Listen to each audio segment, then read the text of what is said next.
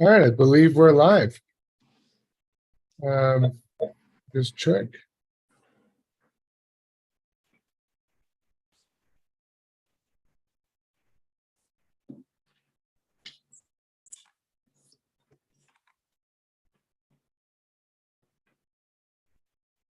Can you hear me?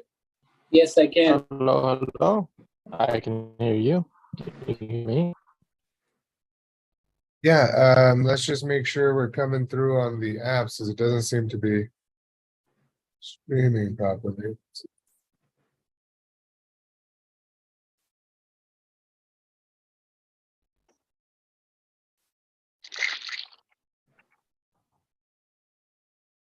Okay.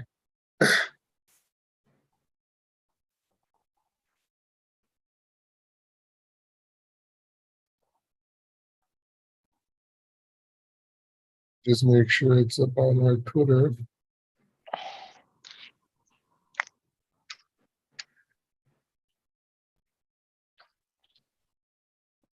Yeah, looks like we're live.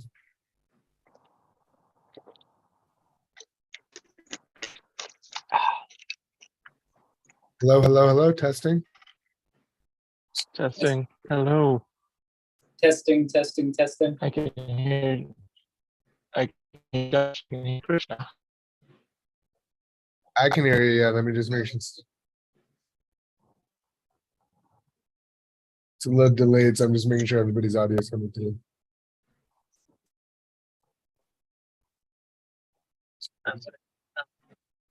Yeah. All right.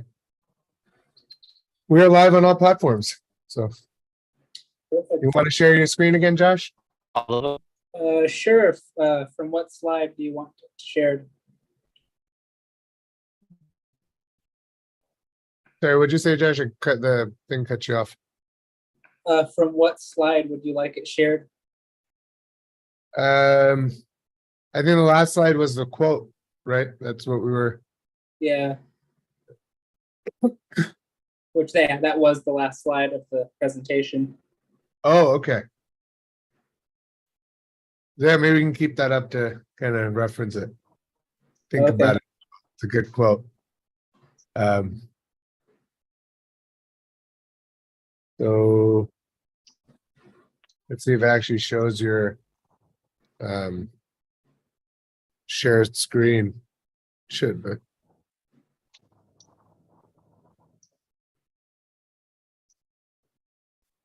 Can you all see the screen?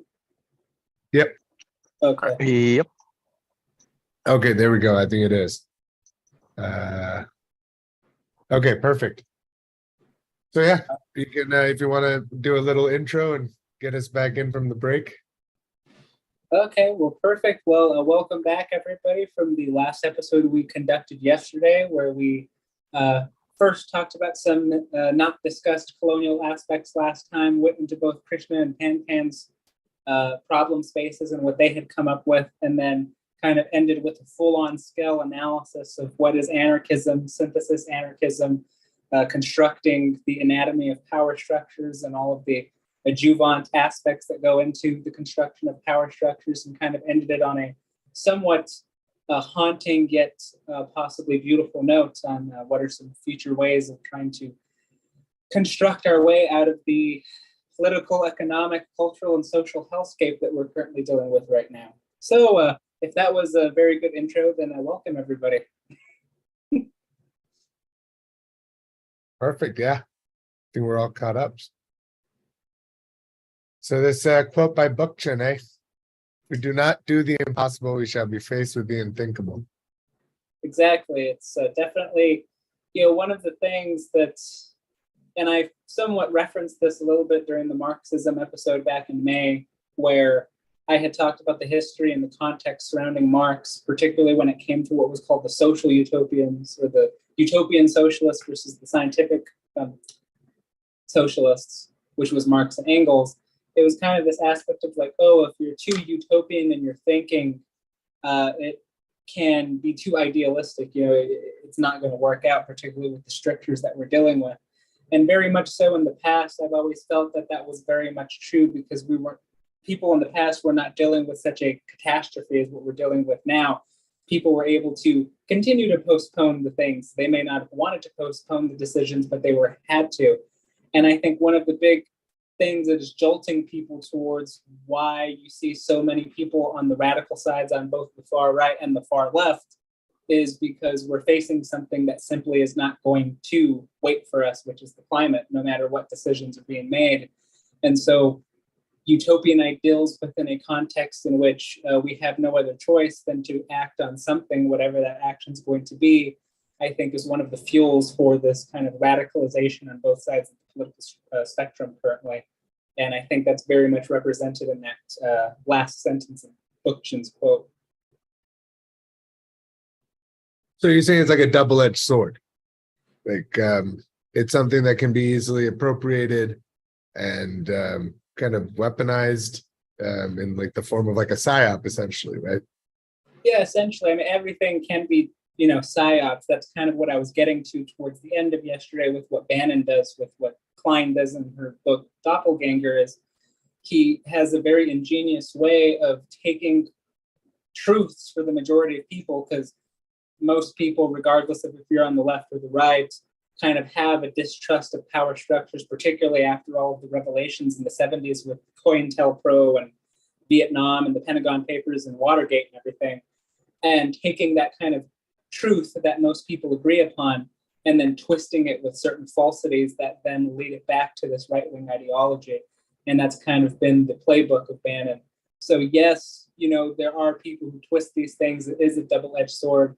But I think what I was getting at was, because we're dealing with a disaster such as the climate, which no other past epoch has ever dealt with, is the reason why we're seeing such what was once in the past considered utopian ideals actually starting to come to fruition, because it's one of the only things that's probably going to try to save us.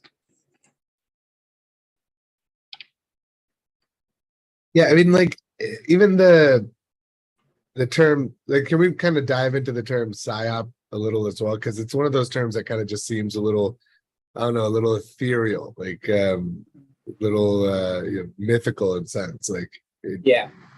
So I can kind of get into this. Me, Krishna, and probably you by now too, Pan. I'm going to do like a whole kind of little minor longue durée thing when it comes to this, because it's integral to understand where the indoctrination of people really started, which then led into like a counterinsurgency type of psyop operations, is what we call it now. Of course, when we talked about the Middle Ages history way back in the racial capitalism episode, one of the things that I really didn't mention, because I was focusing more on the racial and capitalist and colonial aspects, was a lot of the monarchies, the popes, these expeditions, these colonial expeditions that were happening was not financed by the monarchies. Most of the monarchies did not have the political backing of what was going on, and neither did the Pope, contrary to popular belief. A lot of this was being financed by very rich merchants and bankers that were located in strategic cities such as Genoa, Venice, Augsburg, Germany, and many others.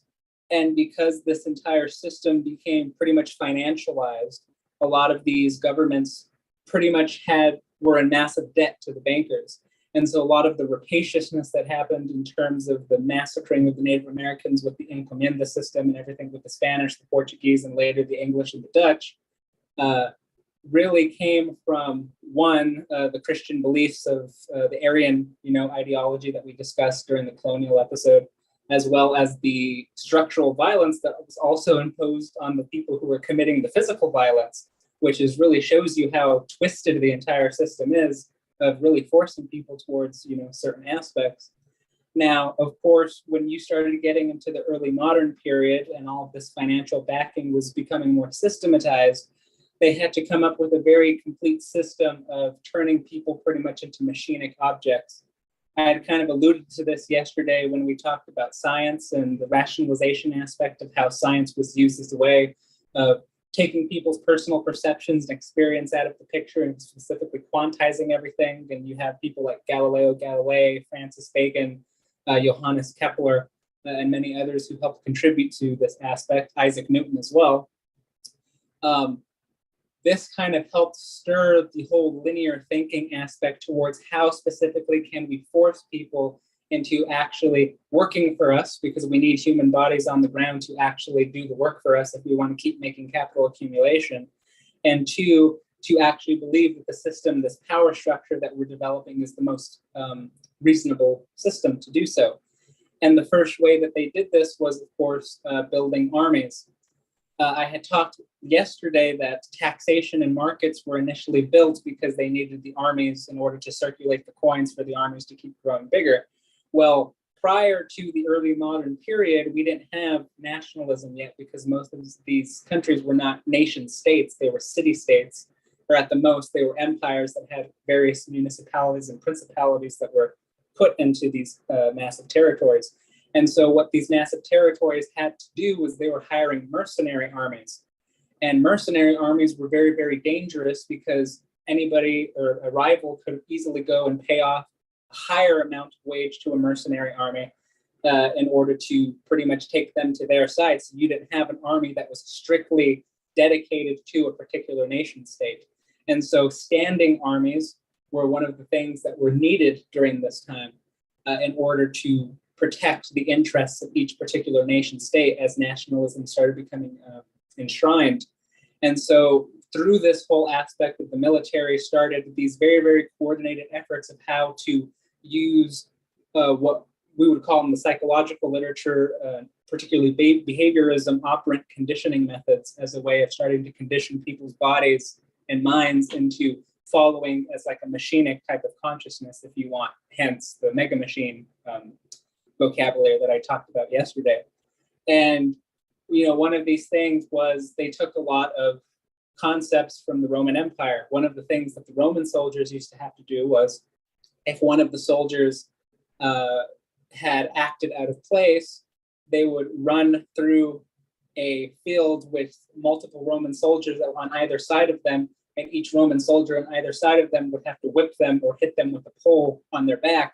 And if they didn't hit them in the pole in the back hard enough, then that person who didn't do it would then have to also run with the person in the middle and get hit.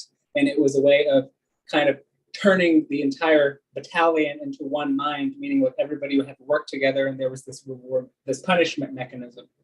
But as I said yesterday, physical violence only goes so far. If you push physical violence, negative punishments too far, you're going to start getting either retaliation, or you're going to have secret groups forming together, plotting in order to take over whatever power structure is imposing those negative things. So they learned very quickly in the military and in these standing armies that they had to start enforcing positive rewards as well. You create a reward and punishment system as a way of not only assuaging some of those negative aspects of people potentially turning on you if you're constantly punishing them, but also as a way of creating competition between one another. And this became extrapolated from the military into the prison system, and into the specifically what is going to be for the PSYOP aspect, the university and education system. One of the things that I always laugh at, very, very much so, is when you walk into a university or anybody that is in academia, you have a wealth of knowledge of people who specialize in so many, many fields, but you have a very, very small amount of people, if any, who can actually tell you the history of the actual institution that they actually have been in. Meaning, most academics don't actually know the history of academia itself. They only know the history of the discipline that they're getting their degree in. And for many, many years, the academic or academia as itself, the university system, actually came from these early cathedral schools as well as monastic schools. It has very religious origins. A lot of people actually don't know the gown that you wear, as well as all of the regalia that comes when you graduate in college, actually comes from early religious symbols, as well as the whole system of the deans, which goes back to the Decanus of the Roman Empire, 10 deans, 10 people, et cetera, but that's beside the point. So it comes from this early religious kind of institutional background. In the early Middle Ages, it gets turned really into this cooperative network where the students were actually the ones who controlled the universities. Now, if you were following my logic at the beginning of this whole longue durée thing, we started having these merchants that were accumulating a lot of money. They were financing a lot of the expeditions by the Pope as well as the various monarchs. And so naturally, they started wanting to institutionalize this capitalization type of system within the university. which then turned into what we now call the administration of the university, where you have presidents and provosts and deans and everything else. And the students are now relegated to a labor type of position, as in a commercial type of business, a boss labor type of position. So they started taking these mechanisms from the military as well as the prison, which we've discussed in earlier episodes, and took it to the school system. A lot of people don't realize how authoritarian schools are, really. There are many times when you're in a classroom, most children have less rights than even people who are in solitary confinement in a federal penitentiary. Because for one, a person in solitary confinement has the right to talk whenever they want to talk. They're going to be talking to themselves, of course, because they're in solitary confinement. They can use the restroom. They can do multiple things, whereas a student in the classroom has to raise their hand if they want to stand up or talk or go to the restroom. And if you look at the way that most desks are situated in classrooms, it is made in a particular way for one, the teacher, professor, whoever is the instructor at the time, to specifically, for one, see every single student at all times, and two, be able to access each student if they need to walk through that particular place. And so one of the big efforts, particularly after the counterculture movement in the 1960s, was a way of decentralizing the pedagogical system that had become so controlled. But those kind of spatial psychological mechanisms was a way of also controlling the students' bodies, and also, of course, indoctrinating them through the physical education that was happening as well. So obviously you have this coalescence of military, prison, work, and school systems that were creating these type of indoctrination ideological centers, both on the mind as well as the physical body. So by the time you started getting into post-World War II, we started seeing the construction of intelligence services, which is the CIA, which was formerly known as the OSS, the NSF, even the FBI, and many of these other sorts of intelligence services that started doing covert operations. And the first time that we actually started seeing the word PSYOP, which stands for psychological operation at a large front, an ability to try to control massive amounts of people's minds, really came during the Korean War with what's called the Manchurian Whole ordeal.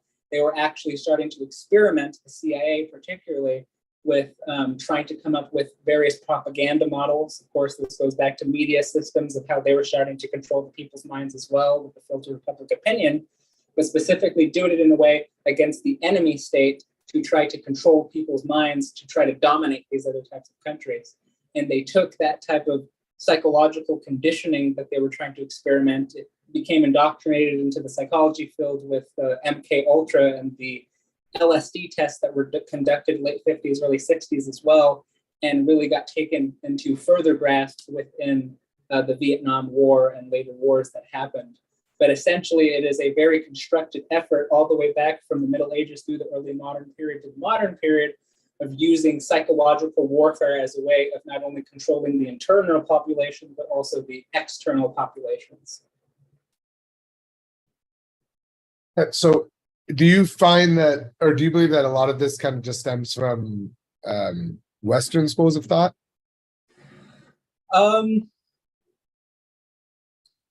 I would say it became probably ingrained in Western schools of thought, but there were very hierarchical power structures whose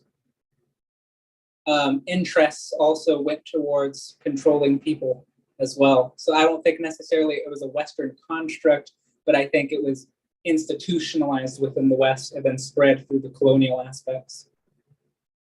Because I've seen a couple of lectures by intelligence officials, like related to U.S. intelligence strategy and stuff, and like a couple of them focused on the use of Arthashastra, the book by Kautilya, like pretty much like our version or India's version of Machiavelli, and like it has a lot of like it's almost more like the kind of like the different strategies that he proposes in terms of how to protect the interests of the state and how to also destabilize the interest of a neighboring state. I mean, for those of you familiar with Indian history, like the Mauryan Empire, during which this entire philosophy came to be, Chandragupta Maurya was actually able to like unite pretty much all the different kingdoms at that time and create the Grand Mauryan Empire. But the way they went about it was not necessarily the most ethical, I'd say, right? But a lot of these strategies, like from that, even like we all know Art of War, right? Sun Tzu, Yep. right? So I mean, even in the East, in terms of this like constant narrative of like the uniting of the kingdoms, like even now it's kind of occurring in India, right? Like with India or Bharat now like trying to rebuild that, or literally by adopting the new name, like, or the old name, is trying to like rebuild that idea of ancient India or Bharat and the kingdom, or like the lands that it used to control, right? Mm-hmm. I mean, it's very fascinating because, like I said, I think as if we're going back to Bookchin's entire concept, just a sidetrack, Heinrich von Kleist is also a very well-read person in military personnel. Besides Sun Tzu, he wrote a lot about war as well. But anyways, if we go back to this organic society aspect that Bookchin was discussing and the creation of these types of hierarchical aspects, particularly with the gerontocracy going through the shaman/religious mentality to the warrior class, which led to patriarchal tendencies, and then that got institutionalized later. Aside from Mesoamerica, really what were, and Africa, I guess you could say Egypt too, because that's not necessarily east, but aside from Egypt and Mesoamerica, I mean, most of the civilizations that first became massive, centralized city-states really were located in the East. And so I think that's really fascinating perspective to see how, despite a lot of the criticism that has been leveled, particularly on the left, in terms of, cultural, ideological, physical power and discriminations and hegemony and everything, really is fascinating to see how the first civilizations that started centralizing things were actually located in the East, and kind of understanding I would imagine, trading routes that were going on between the various countries and the accumulations that started going into Europe, I think would be a very interesting history to kind of delineate. Yeah, I'd be interested to kind of dive a little deeper into how the trade itself emerged, like this, like the Silk Road eventually, but like the initial, like the proto Silk Road, I suppose, and like similar to like, I don't know if you know, like or are familiar with like the RNA world hypothesis and stuff, but like early or theories of like how more advanced compounds formed, or more complex, proteins, etc. A lot of it, like some of the more like prominent thinking is that it occurred because of the tundras, right? Like or like the thawing and then freezing and thawing, like of the tundras essentially, which led to like these like changing environments, which could allow for varying chemistry, right? And like same thing, like when we think about like a trade route, like it kind of does the same thing, or like a river flowing through, right? It moves sediment, it moves organisms, it allows for compounds to meet and chemically interact. So similarly, like how does that work, like when it comes to societies, right, and groups of people? Yeah, it's really that first nature, second nature thing that Bookchin, was really discussing. And remember, his central thesis is, all things that occurred came out of material necessity. It wasn't like one day people just thought of these things. So I would imagine that something had to have happened, and it probably had to do with building a larger economy, or maybe they needed some type of thing to create sustenance for the communities that they weren't getting in their natural territory, or mining in their natural territory, which started creating trade between countries that did have those resources, and that could have just started passing on cultural elements rather than just physical material elements as well. Yeah, okay. So a lot of these early power structures, or even the power structures we face today, we kind of trace them back to some initial, very like, I guess like, organic, or not even organic, but like to a point where there was like a moment, or like before that point where things were organic, and a moment after which they weren't, right? Like, is that essentially? I think the best way to describe this is we still live in a complementary fashion with the earth, and we're starting to see the devastating consequences of our hubris of thinking that we aren't, because what differentiated these early societies is they had the understanding that they were complementary with all of the other species, living things. And when humans got the ideological notion after dominating other humans of being able to dominate nature, they lost kind of that idea of being complementary to everything else.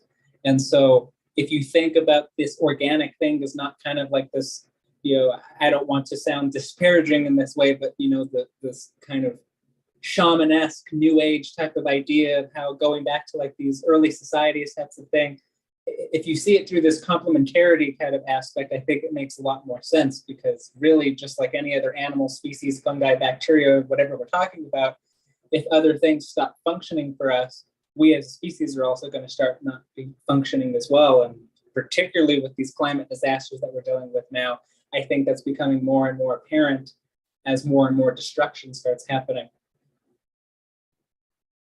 So then what do we, what do we like aim, like what could we possibly lose in this transition to like, more you said, what's the term again? I'm like, Complementarity. Complementarity. So what do we lose as in the how does the status quo change essentially? Or like, what do we have to give up to become complementary or like complementary to our environment again? I think the question itself is reflective of the type of ideas that people have when they have these types of conversations. I don't necessarily viewing it from losing something is the best way to think. I think it's actually gaining something rather than losing something. I think they would want you to think that you're actually losing something as a kind of an ideological mechanism to dissuade people from actually thinking this. I actually think going towards more of the anarchistic types of principles that we were talking about yesterday, as I talked with Matt Sneap's Fundamental Human Needs, actually contributes more to the society than actually what we're going through right now.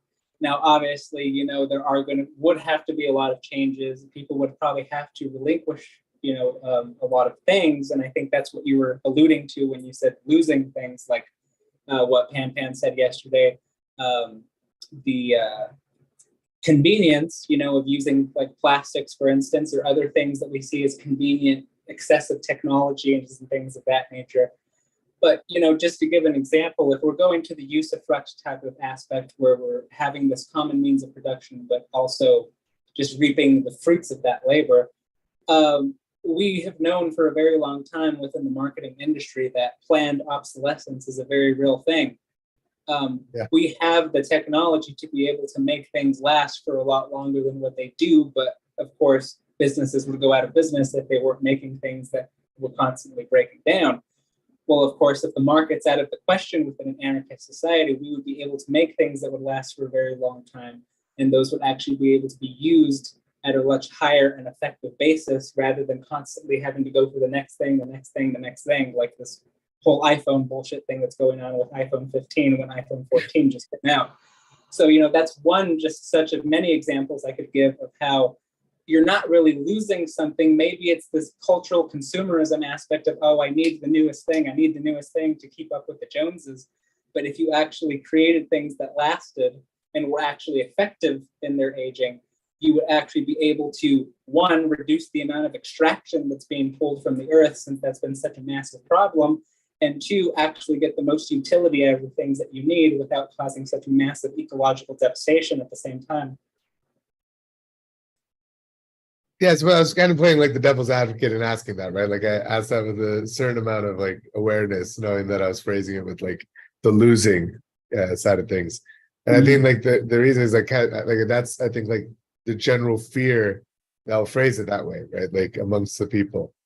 But yeah. I think you're right. Like if things are timed well, and if we really consider like the accessibility of the technology itself, right? Like a lot of this technology, I mean, except for these, very complex LLMs right now that require massive amounts of computation. I mean, there are a lot of things that are localized, and most things are now capable of running, on very limited hardware, right? Compared to before.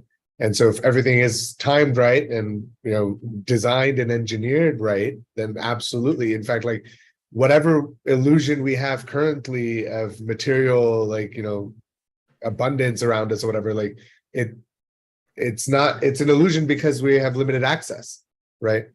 Whereas like in an anarchist framework with like, proper systems for manufacturing and then distributing goods and stuff, I think we could all have access to much more much more powerful technology, maybe like better everything in terms of like lighting, like LEDs or like TVs, like the latest display tech or whatever, and it could be better distributed to the people that really use it, right? Like need it. Yeah, I mean, here's another aspect to think about too, and maybe this can also get into, okay, what are the actual concrete actions that can be taken rather than just looking, at the abstract theory that we talked about yesterday is, I talked about the supply chain. We have, the raw materials, whatever those are, through the farm, the agriculture, through mining, going through all these different steps. But particularly after the neoliberal revolution in the mid 70s to, late 1980s, and we're still dealing with this, we had the supply chain greatly disseminated across different countries. And one of the things that people literally don't take into consideration, because it's kind of just become a shadow land, if we're using Naomi Klein's terminology, is the amount of fossil fuel and carbon emissions that are released through the physical logistics of transporting things from other countries to, all these plants like suppliers, distributional centers, wholesale buyers, and then further taking them to the actual vendor, all those logistics operations, as well as the physical buildings themselves, each building being dedicated to a separate thing in different parts of the country or different parts of the world, how much carbon emissions that's giving off, how so much easier it would be to actually bring that entire supply chain within one locality, so you're greatly distributing the amount of carbon emissions that are happening. And not only would that help, the whole ecological and climate aspect, but that would also help the job market in that particular place. You get more jobs and people wouldn't have to be traveling so far, reducing the amount of carbon emissions from personal vehicles, and they would probably be able to walk to a lot more places more efficiently, which opens up the possibility of using things like, I don't know if you've seen these kind of foot panels that certain countries are putting in sidewalks that generates electricity when people walk on them. So, turning multiple elements into, renewable energy that's then being used to put back into the economy. And not only that, but also saving massive amounts of money, because if you have your entire supply chain within one locale, then the best part of that whole aspect is you're also saving a lot of money, not having to pay for things like commercial insurance and different types of things, marine insurance for the ships that come across to travel the goods if they're coming from another country, or other types of insurance policies that are used to support things. And that money, if you're going to keep a money-based economy, of course, within whatever anarchist framework, would also be able to use for more better purposes. Or if you're not using a market-based economy, well, then that kind of flies out the door. But the bigger question is, that is one very effective method of also reducing a lot of the ecological disaster that's happening. So let's do this. Let's do like a little thought exercise and kind of hone in on of the light bulb, right? Like in terms of planned obsolescence, it's kind of the thing that created planned obsolescence, right? With the realization that like the early, I guess, halogen-based or the gas-based light bulbs were just last way too long, and the filaments were just way too durable, and so they had to be made more, basically, they had to compromise the integrity so that they would degrade, and so you'd go buy a new light bulb, right? Mm-hmm. And so if we were to think about that, like in terms of like manufacturing a light bulb, like if we were to, in an anarchist framework, if we had someone locally that was able to procure the materials and develop the supply chain to create one of those everlasting light bulbs, right? Mm-hmm. If we remove money from the situation, right, like from the equation, I suppose, like there's no real need to consider the long-term value of that individual, right? It's there, it's kind of fixed, right? They invented this thing, it's usable for everybody, and hopefully like there's something that allows them then the ability to leverage their accomplishment to get whatever other resources they need, right? Mm-hmm. So how would let's say like take money out of it, because with money it makes sense, right? We could even do something like with a smart contract, like you can tie that bulb to a token, and every time, like for however long you're using that bulb, you could possibly pay a small amount to the original creator, right? So instead of having to go buy a new bulb or have that person sit there and research and develop a new light bulb for no reason at all, they can just continue to be paid, right? That's, I think, like a pretty simple solution in that sense, right? Yes. But without money, how do we do this? Well, one of the biggest ways, and this is more of the anarcho-communist fold, which is Peter Kropotkin's camp, and all of his students have extensively discussed this. One of the best ways that they've really had it was if you build these types of worker self-directed enterprises where people are actually working and operating these things. And if you go farther within the anarchist framework, where rather than just the workers themselves are choosing where that distribution goes, but now you're municipalizing the economy so that the actual community chooses how those things are distributed. I think that one would have to be something that would be voted on in one of the confederated councils particular to that particular municipality of what the distributional aspects of that particular community would be. And obviously, I think for each municipality, that's going to be a different thing based off of the particular needs of what that community needs. But to give an example from the examples that have already been existing, such as over there in Rojava in Syria, as well as down in Chiapas, Mexico, one of the ways that they do is that they kind of democratically choose, okay, which ones want to go towards certain jobs. Obviously, there's certain jobs that nobody wants, such as, let's give an example, a sewer person, a person who has to go out there and like clean the sewer system or clean people's septic tanks, that's a pretty nasty job. But for the people who actually want to do those types of jobs that nobody else does, maybe there's kind of a rewarding system where they get the latest new technology thing because they're taking the sacrifice of doing that. Or and other people, for instance, are just getting the basic necessities that they need, going back to those fundamental human needs that Max Neef talks about. But what anarcho-communist really looks at is making sure that everybody's getting their baseline necessities met, however that distributional fold is going to be voted on in that municipality. And then whatever they want to get from that would be kind of the reward/seeking behavior mechanisms of what has been decided in that municipality, if that makes sense. Okay, yeah. Then let's add automation to the equation. Right? So what if we were to think of, basically that idea that, there's still a finite amount of production capacity and obviously a finite amount of access to goods, right? Mm-hmm. Can adding automation possibly remove that? That's interesting that you say that, because one of the things that I forgot to mention yesterday about Murray Bookchin, particularly when he was talking about post-scarcity anarchism, one of the ways that he saw of post-scarcity was actually starting to use levels of automation to actually free people's lives up to the point where they would be able to engage in activities that meet those needs. And of course, one of the biggest arguments against highly automated systems within a capitalist network is, well, if you take everybody's jobs out, nobody's going to be making money. And if nobody's making money, how are they going to pay for the things in the market? And then there you go back having to hire people again because you need money flowing in the system. But if you take money out of the equation within this type of anarcho-communist sentiment, then highly automated aspects actually make more sense because you're not having to worry about those things.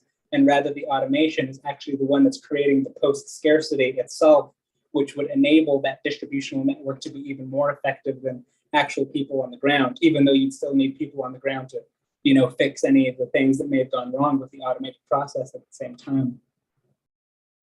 Even that itself, right? Like with the trajectory that material science is taking, and even like robotics technologies with the ability to like self-repair and even self-heal, right? Like that, like we can even limit like the amount of human intervention needed at all, right? It could be as easy as like, hey, my tablet broke, or my car broke down. You can just go to the nearest automated car vendor and just get one made, printed out essentially within like a certain time span. I think that's absolutely within like a realm of reason. Right. It is, and it also enables people to partake more in the political aspect of the council making as well. Because one of the big complaints that people always have is, yeah, I would be more interested in my local politics, but I just don't have the time because I'm working, 7 days a week, full-time job, 2-3 jobs just to make a living. And so it would free people's abilities not only to do the things that they're actually wanting to do, but also to contribute more to the political side of the entire aspect. Yeah, and then that's make better. Oh, sorry, go for it. I was gonna say I liked it to see that you didn't learn anything from Horizon Zero Dawn. Have you, are you familiar with Horizon Zero Dawn, Josh? I don't believe so. You got to give a breakdown of what's the Horizon Zero Dawn. Are you going to leave us Oh, hanging? sorry. I didn't realize you were gonna come back to me immediately. No, so basically the idea was that they had that idea, which was like, oh, hey, we want to have robots that kind of are able to terraform. And then they're like, oh, what if those robots also could do fully replicate themselves? Oh, they're running on these fossil fuels. So what if we just made it so they can just like use biomatter and then like eat that to heal themselves and self-replicate? And then they're like, oh, wait a minute, the AI got too smart and now they're not talking to us. And then they were eating the entire Earth. And basically humanity had to hide themselves in bunkers because the robots at that point had devoured the entire Earth. And so it's just nice to see that Krishna's still making that same mistake.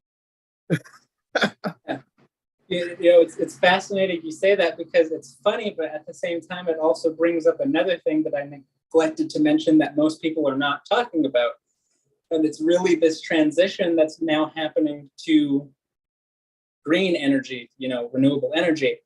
And people are thinking, this transition to, solar panels and wind turbines and hydroelectric power and all of the other mechanisms that are being used for renewable energy is a great thing. And it definitely is in terms of the ecological impact. But one of the things that people are not taking into consideration is the privatization of these industries, particularly with electric grids and things of that nature being starting to get coalesced with solar panels. And I did want to draw a point back to something we were talking before we get too far away from it. Yeah. In this society that you guys are talking about, how do you see them kind of making it so people want to make improvements? So like in the pharmaceutical field, we see that, we have drugs that work, but they have a bunch of nasty side effects. And so the argument's been from them is that through capitalistic means, you're incentivizing them to go find a drug that has better, less side effects and actually works more effectively versus in this, it's just like, it sounds like, okay, we have something that works pretty good and there's not really a reason to force people to spend billions of dollars to research and kind of get a better drug or other thing if something works semi-adequately. So what would be the mechanism for kind of like pushing people to make improvements on things instead of just being kind of happy with the minimum of it? Well, I think the first question I would ask in that is what is the nature of what they're using the pill for? Because if it's something that could be preventable, such as like let's see, a heart condition or something, or obesity or diabetes or something, the first thing that I would say to that would be if you started improving the types of food qualities and things of that nature, well, that would fix itself on that side.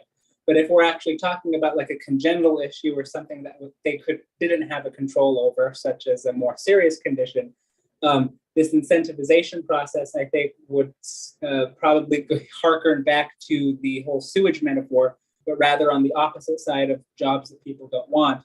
I think there would still be a lot of people who would want to be getting the education. They'd be interested in a lot of things, such as maybe pharmaceuticals or the medical field in general. And of course, if you're following the logic of this thing, education would be a much more open space in this type of society that would enable people to actually get higher levels of education, which also plays a whole part into the society. So much like the sewage type of person, people wanting to seek those types of jobs or actually doing the research for those types of jobs will also have a type of reward mechanism thing of getting the newest thing or whatever is being distributed in that particular society. But I think that this incentivization that we've been kind of thinking about where capital is the main incentivization, I think is really just the fallacy of us being really normalized to capital as being the main thing with incentivization. Because the whole fallacy of, oh, people are just too lazy to work, and if you don't force them to do something by doing all these systems, they're just not going to do it. I don't necessarily think is real. It really is a fallacy. Most people don't want to work because it's a completely exploiting circumstance. Most people are not in positions that they really want to do. If people actually did what they wanted to do, they would have a lot more incentives. They would be a lot more happy about the workplace that they were working in. And so I think it's part incentivization, but not using capital incentivization, but rather the strictures of the systems of this rewarding mechanism, but also trying to get out of that individual conditioning aspect that I talked about yesterday. Yeah, I was gonna kind of mention that, like, it's very interesting, especially when you think about, like large scale medical infrastructure and things like that. But if you remove the onus on the individual to kind of like have to worry about, regulating industry or regulating goods and taxation and stuff, and all of the things that come along with managing a capitalist system, like budgets and all that, essentially we could have more specialized focus on the medical infrastructure or the pharmaceutical infrastructure. And like I think kind of what you said, like it's one of those things that I think we have to kind of like wait and see, but it's worth taking the chance to see if people are going to continue innovating simply from like the motivation to like innovate, right? Like because we're interested in how chemicals bond or how like different drugs impact different diseases. Like I think that baseline inherent interest can sustain whatever efforts we have ongoing right now, right? And hearkening back to what I said, the material conditions of any society is what leads to any type of thing that's created. If the material conditions are having to be met to fulfill whatever's going on, I think that's going to be start getting met, particularly when you have people who are highly motivated if they're not being exploited in these types of aspects.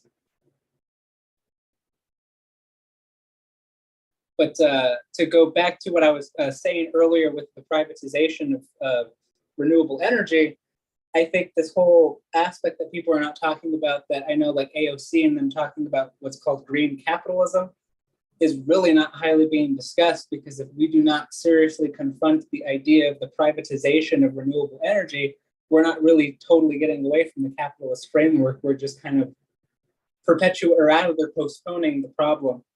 Because, I read this really great book. It was called Red Cobalt, and it was about the history of cobalt mining in the DRC, the Democratic Republic of the Congo, going all the way back to David Livingstone and Henry Morgan Stanley, which was the inspiration for Joseph Conrad's Heart of Darkness. And it talks about, as we all know, when the Belgians went into the Congo, did what they did with the rubber, chopping off people's hands, cannibalizing people. Going through the independence of the Democratic Republic of Congo with Patrice Lumumba. We all know that when Lumumba tried to nationalize the economy, the section that's called the Katanga region, which is in the southeastern section of the DRC, it has the most resources accumulated in that little section of the DRC than most places in Africa. And as most people know, Africa has a lot of resources already stocked up in its base. And when he tried to nationalize that, the CIA took him out, tortured him, killed him, dissolved his body, dismembered the body, dissolved the body in acid, and the only thing that is left to produce Lumumba is a tooth. In the modern day, what a lot of people don't realize is that there is horrendous, or what's called artisanal mining going on at DRC, where you have these large industrial mines that are actually being surveilled by legitimate companies, but on the side of these mines is what's called illegitimate mines, artisanal mines, where you have child labor, horrible conditions of entire families that are really taking out all of this cobalt and the lithium that's needed to create lithium-ion batteries for the renewable energy, particularly within vehicles, as well as the electronics that we're using now, such as phones and iPads and computers and such. And it's a highly exploitative process. And the aspect of that is, if we're moving towards more lithium-ion batteries, really what is the difference between the exploitative measures of what happened in the past with capitalists with what is going to happen with these children digging up this cobalt? Because if we start making more lithium-ion batteries, more cobalt is going to be extracted. And so the question is a combination of how do we stop the privatization of renewable energy as the perpetuation of capitalist tendencies, while also equalizing the supply chain enough so that we are not exploiting people within this new regime of what we're calling the green economy. And that's a question that's not really being answered or asked too much. Yeah, it's interesting because I can think like, and maybe find some solace in the thought that, the cost of producing goods goes down, right, with the condition of the current supply chain. But then you realize like the supply chain itself is kind of, designed in a way to where that just because the cost goes down doesn't necessarily mean that it's more easily accessible locally. It's kind of like a one-way pipeline usually, where like manufacturing happening somewhere in like China or India or something, and then being distributed around the world, right? So without like the capitalist interest operating that initial like manufacturing site, the supply chain falls apart, right? But if like even then, if we were to think that we can somehow figure out how to so like what you were talking about yesterday, the supply chain itself is something that needs to be focused on, and we need to figure out how to democratize that essentially, right? Yes. Before we move to before we do anything else, essentially.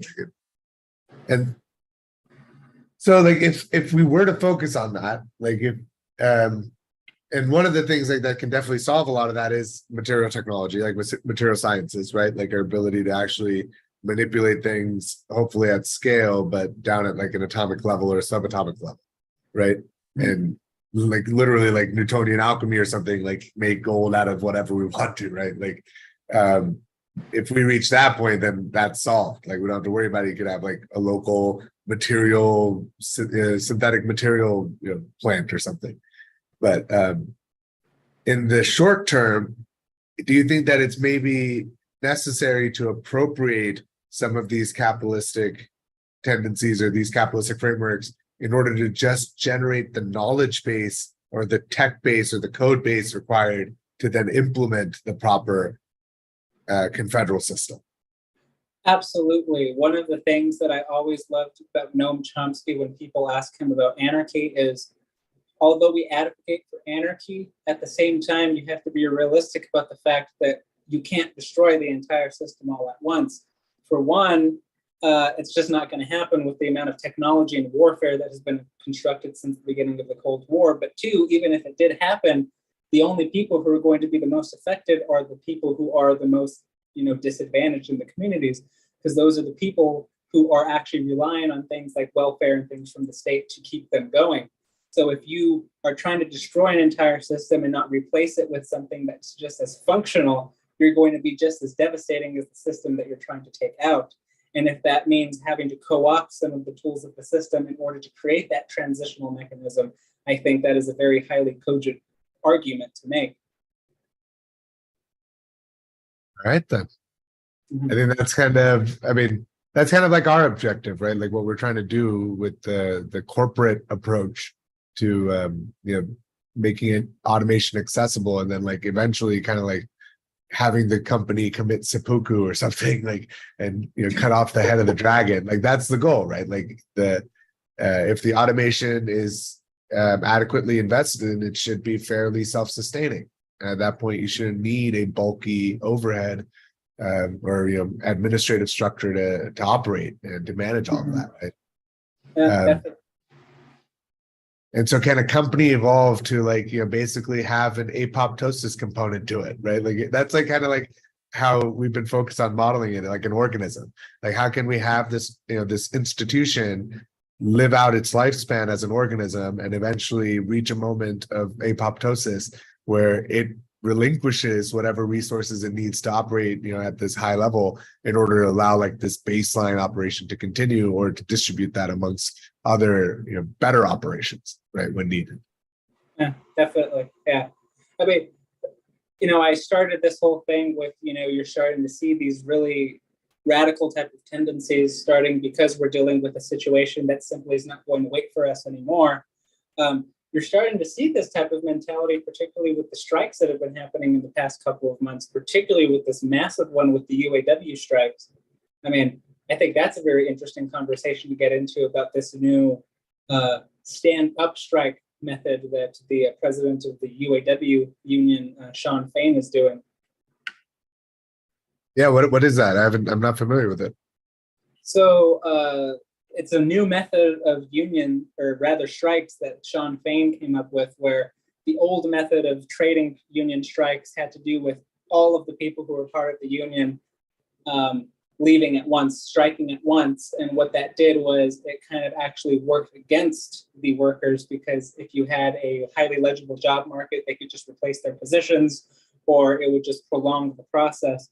And what he's doing with this one is he's actually closing one plant but leaving all the other ones open, and they keep going to the bargaining table. And if they don't like what they're giving them, then they close another plant, and they keep doing that process until they finally reach an equitable deal. And it's been way more effective than what past strikes have done in the past. Ah, okay. That's it. So they give themselves some leverage. Exactly. Yeah. That's very interesting. But so you think that it's, I mean, obviously to make sure that like the intellectual property developed by these capitalist institutions is not, gated, we need to have these types of actions, right? Like, especially if you even look at like the, the Screen Actors, the Actors Guild, right? SAG? Yes. That, or was it the Writers? It was the Writers Guild and the Actors Guild, right? So correct. Yeah. the fact that these companies, like in a very literal sense, are trying to own their image or their content and be able to, reproduce it at will using AI, right? Like, that is very well. I mean, that is absolutely worth the fight, right? Like to go up against. I think this is going to happen across the board with everything, right? Like it's something like imagine like with the whole, hype train that started with the LK99, right? The superconductor that they had possibly found. Like imagine the implications of something like that being institutionalized under a capitalist framework. One of the things that's starting to become more and more of a reality now that you're starting to see a larger and larger amounts of strikes in the labor movement is this principle called sectoral bargaining, which has never really been actually implemented to its full efficacy at any point. And sectoral bargaining is when an entire sector of the population, let's say all of the doctors in the United States or all of the fast food workers in the United States actually go on strike. And that was seemed as an impossibility even so much as 10 years ago. And with more and more sectors of the population going on these massive strikes, it's actually posing a dual power threat to the system. One of the things that I neglected to mention yesterday, going back to this, and let's see if I can find this right here, John Womack, who's a very big labor historian and has done a lot about labor theory, is if you understand the supply chains of these massive corporations a lot, then you understand that there's certain strategic positions that if that entire position stopped, the entire supply chain is going to stop, and thus the entire corporation is going to stop.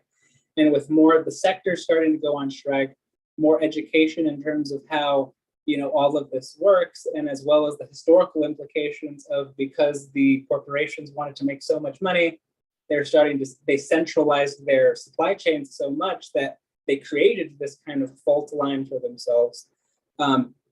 You see people going more and more to the bargaining table and getting better wages. Now, where I kind of play the devil's advocate with this strike thing, if you've been following the logic with the anarchist tendencies, is I had talked during the Marxism episode with the real wage decline since 1971, and I had said for the past 50 to 52 years, the real wage has remained stagnant while inflation and everything keeps going up. So people's living wages keep declining. And so yes, you can get to the bargaining table, you can keep getting better pay, but then you're going to be in the same predicament 5 to 10 years later where you're back at the bargaining table because of how the economy is going. And I think the biggest fallacy of the labor movement, even though they have the right mentality, is they're not really looking for that massive structural change that is needed. They're just looking for the very superficial changes. And I think that would be a very good mechanism in terms of the individual conditioning and interpersonal relations education between this type of movement, particularly now that you have people who have the sentiment of going against these corporations. It's a very watershed moment, I think, right now going on. Yeah, and there was like a lot of talk of like a possible domino effect leading all the way to like a strike of the Teamsters, right? Do you think that's still possible? I have my problems with the Teamsters Union for obvious reasons, if you know the history of the Teamsters Union. Yeah, with Hoffa.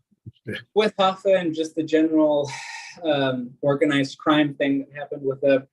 But I mean, I think that would be a very reasonable conclusion to make. I mean, I think if there was a massive, and here we go to Confederation, I had talked yesterday about imagine all the social justice movements confederating, imagine all the unions confederating. I mean, that would be a massive labor movement that I don't think they would be able to control. Yeah. But what do you think the outcomes of that is except for like a temporary band-aid on the condition of the worker? Well, that's my essential thing is I think at that point, if something like that would happen, they would need a complete structural change. Because I think if that would actually happen, that would have already gotten to the point where they're already asking for structural changes. Okay. I think that would kind of feed into itself already. But with any of these things, like, I mean, going back to kind of like the Arab Spring, right? Yes. Like there's always the possibility that some, malignant force will appropriate the entire movement, right? Or co-opt it for their own goods. I mean, like, especially with all these, like, essentially like vultures hanging about nowadays, like, armed by these corporations to basically, attack different movements. Don't you think that's kind of like a possibility as well? How do we fight against that? It is, and that's why when I was talking about this yesterday, I went to the counterinsurgency methodology, and I had said, Julian Assange, I read that paper that he had helped leak, the whistleblower aspect, and talked about what these governments have created in terms of counterinsurgency measures. Because as you said, with the Arab Spring, which was a highly decentralized movement, it got co-opted into systems of oppression that in many ways were even worse than what Gaddafi and Mubarak and many of the other ones had instituted when they were still in reign. And I think that harkens also back to over here, which is where I can find it. Where do I have it? I can't remember where I have it, but when I had talked about the four aspects where it's councils, economics, defense, because obviously we would have to defend ourselves. And then there's the fourth one, intelligence, where I said we would have to have our own intelligence services, much like the CIA kind of thing, but more decentralized. Is a lot of anarchists, when you talk about that aspect, kind of don't like it. They get uneasy for obvious reasons because of, I've already talked about their gradual distaste with any type of superficial hierarchical organization. But I think one of the best ways of counteracting that is, like I said, having that defense force, actually educating people on the mechanisms that are used to do that, but also having your own kind of counterintelligence force against their intelligence force of actually counteracting a lot of this, because it's impractical to really say that, oh, these people are just going to give up their power without doing something. I mean, we know that they're not. They're extremely authoritarian people. They're willing to kill people in order to kill their power. So you have to not only create offensive structures in terms of actually building something, but you also have to create defensive structures in order to protect what you've already gained. That would be very interesting to see come about. And like, I'd be also interested. I mean, obviously at some point or the other, this is going to border on treason, right? Like if you do try to create such a massive upheaval of the system. So like how, it's interesting how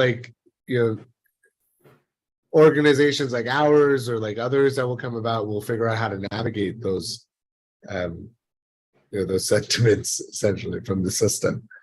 But I think it's possible, right? Like I think it's even possible without writing that boundary, if done right with the use of technology and to actually properly organize people.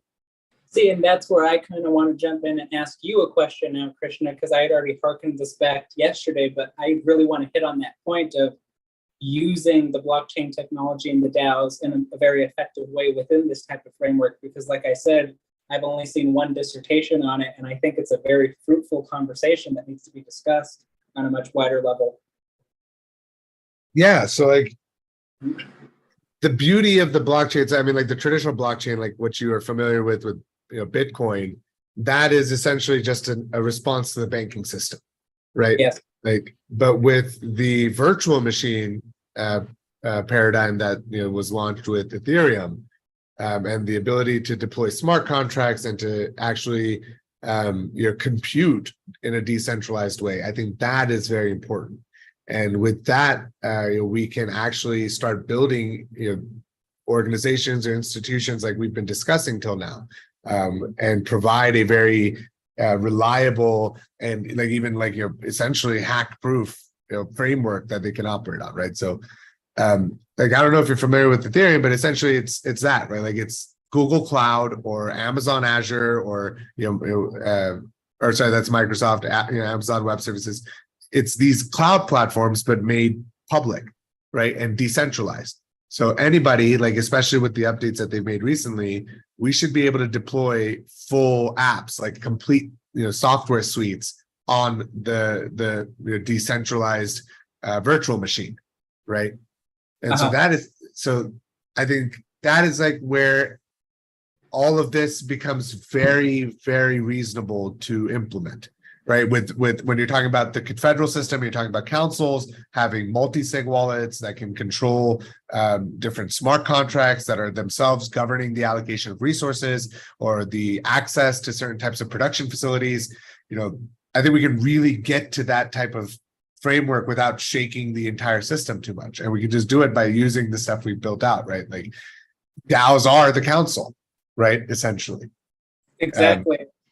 And also like tracking the delegates too, because as I said, a delegate is much more precarious than a representative. They can easily be displaced, if they are not doing the job that they're needed. And I think also using that as a way of really checking any potential corruption is another advantage. Yeah, we kind of like we started modeling this a little bit in terms of like our advisory board for Arthaniti, right? Because that's like it's our like essentially a social media platform focused on politics, but with AI assisted content generation, right? And all of that content is then like reviewed by other participants on the platform, but also this like overarching, again, this is kind of hierarchical, but like an advisory board. Let's not think of it hierarchy. It's just like a council, right? That gives like a more expert opinion on things. But the way we've kind of set the entire board up is we issue them like 100 of our tokens, which give them all the voting power, but also like a certain amount of actual like monetary remuneration, right, for their participation in the board. Like based on what we pay out to each NFT, from the performance of our marketplace, our funds, etc. Right. So while they serve like for a 2-year term or a 3-year term, whatever, they keep the entire token amount. They can leverage that to vote in the organization, and they can also earn from those tokens. But when their term ends, 90 of those tokens, if we give them 100 tokens, 90 of them are automatically pulled back into the community treasury to be distributed to the next advisor that joins the board, and this person and the current advisor is left with 10 that is like a reward for their participation, right? And again, this is all like tied to monetary stuff, but you can easily replace any of this with other types of rewards, right?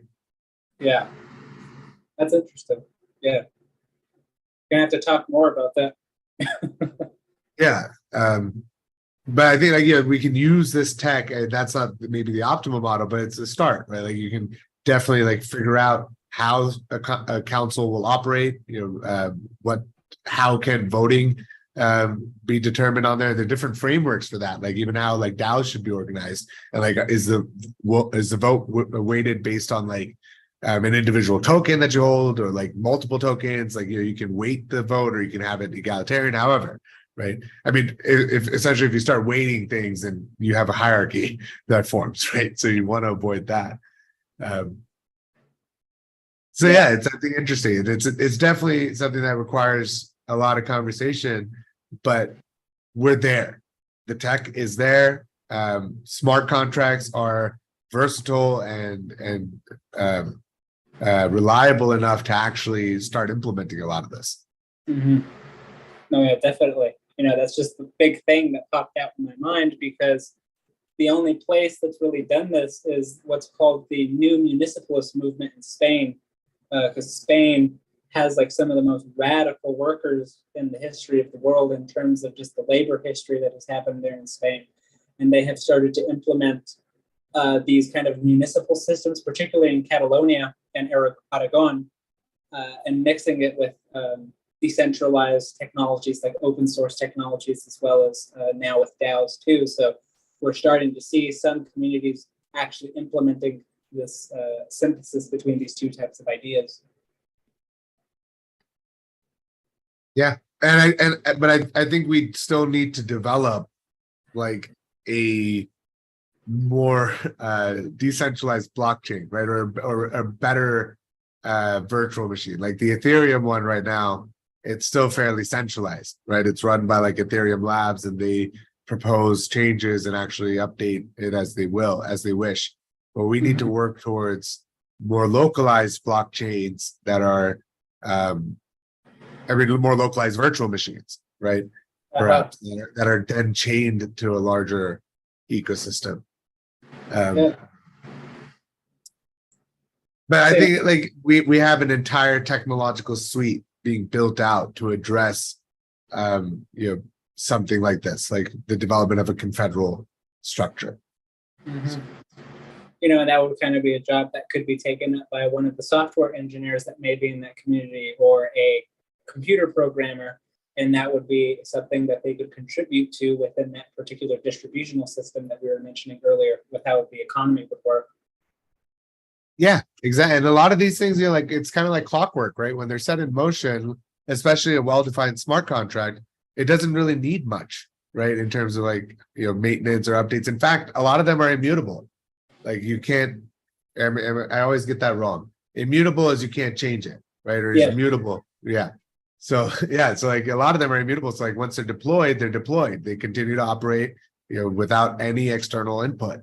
So, but at the same time, to like keep them updated, to deploy new ones. And I think that's like it's something like for me too, right? Like it personally interests me. Like I'm not currently incentivized to deploy these contracts, but I mean, besides the fact that I own a company that, profits off of it, I guess, but like, I'm not like, paid a salary from the corporation or anything yet, but like I'm developing these or writing the code because it interests me to see how, a few hundred lines of code become structures of organization, right? No, it is. It's a very fascinating world. Yeah. I think the true conversation has just begun. I think we definitely need to start maybe involving more expertise and really get on that like coalition building that you had mentioned previously. Definitely. I mean, this is kind of like a digital anarchism if you really think about it. Yeah. Yeah. And I think it's going to be interesting, like seeing how, the perception of the term itself changes. And I think it's bound to change just because of the amount of literature and the amount of conversations like these, right? And particularly when you really hearken to that point, because as I said during I believe it was the colonialism episode, and I had talked about that book called The Minority Report, the sociological one. And I had talked about superordinate goals or values. And that's like one of the most effective ways of getting to people who have these prejudices and discriminations based off of these histories of, hierarchies and oppression, and really honing in on that whole idea of this decentralization, I think is a very, very effective method of starting these types of conversations. Because like I said, anarchy has very, very negative connotations, but why does it have negative connotations? Because the powers that be want you to actually believe that you actually having control of your own life and everything that you have is a negative thing, and that they should have all the power. And I think this kind of misinformation about what words actually mean and the history of those words has much to do with these entire ideological and psyop operations than it has to do with the actual people who have practiced these ideals. That being said, if you do know your anarchist history, there is a sect of anarchism called insurrectionary anarchism that were the ones that did commit political assassinations and blew up buildings and killed a bunch of people. And that was actually called propaganda of the deed, was the specific term for that type of ideology that was used.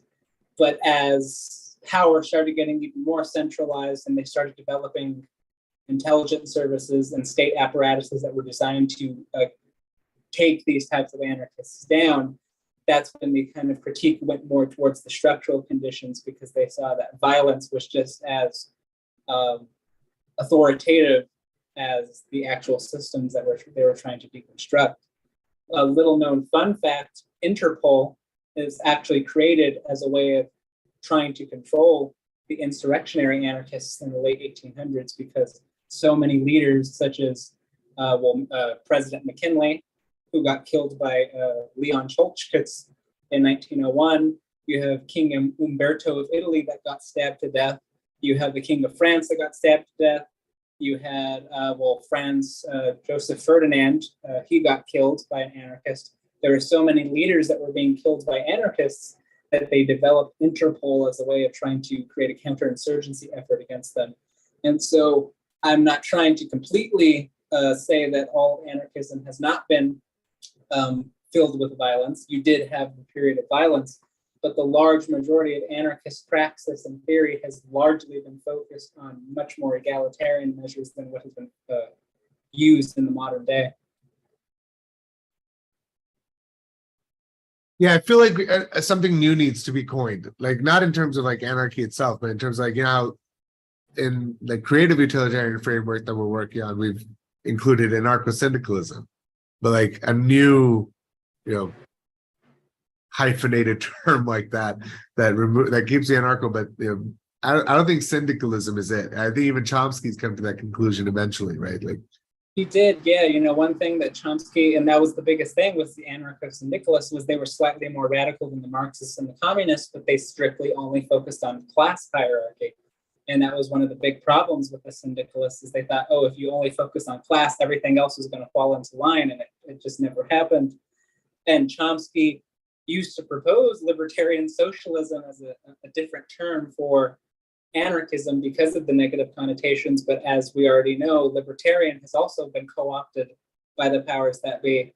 And so I've found, Bookchin's concept of communalism or democratic confederalism to be a little bit less heavy-handed than just introducing the term anarchism and libertarian socialism.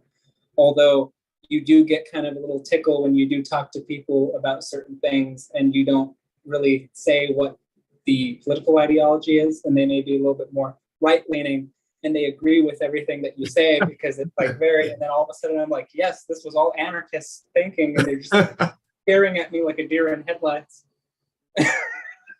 Yeah, I hope this episode or this series of episodes has that same effect for many. But no, I think this is brilliant. It's almost like our own little Shyamalan twist, like the last couple episodes. But I love it. I think this is a very interesting framework. And like, why not? Like, how are we okay with living in a world where leadership is prescribed to us? Exactly. I think that's yeah. I also hope that I was able to kind of consolidate everything that we've talked to up for the past 11 months and really provide our own systematic framework rather than relying on other people's frameworks now, because I was kind of looking at it and trying to create my own system that made sense, but also use everything that we had talked about up to this point. Have you thought of any other terms that you could possibly refer to this by? Really, I thought democratic confederalism was the best one so far. That's Bookchin, right? Democratic confederalism. Bookchin was actually communalism and libertarian municipalism. It was Abdullah Öcalan from Rojava, the Kurdish man, that came up with democratic confederalism. Okay. That's I guess the solution we're working on, eh? Definitely. Because I think it also pulls together all those philosophies that you talk about in that one page on your website. Yeah, absolutely. Right. Like the capability approach and considering different metrics for how to, like quality of life or human development index. And then also like, everything we've been discussing in terms of ontology and like the evolution of the being, I suppose. Like, there's a lot more that could be catered to with this framework than the current, right? Like, I feel like the current is more focused on how to limit and restrict in order to survive. And we need to get to a point where it's more about how to allow, things to thrive and reach their full potential, right? Without simultaneously at the same time extracting from the earth at such high levels of capacity. Yeah, because exactly. Ultimately, what Bookchin was trying to get at with this whole thing was we have to become complementary with the first world, the natural environment. And if we're not complementary to it, it's going to continue to be destroyed. For all, I think we can definitely look forward to like a solar punk aesthetic. I mean, if you've looked into that, I think that's kind of like where we're headed. I feel like in that complementarity lies great beauty and potential, right? Oh, definitely. Yeah.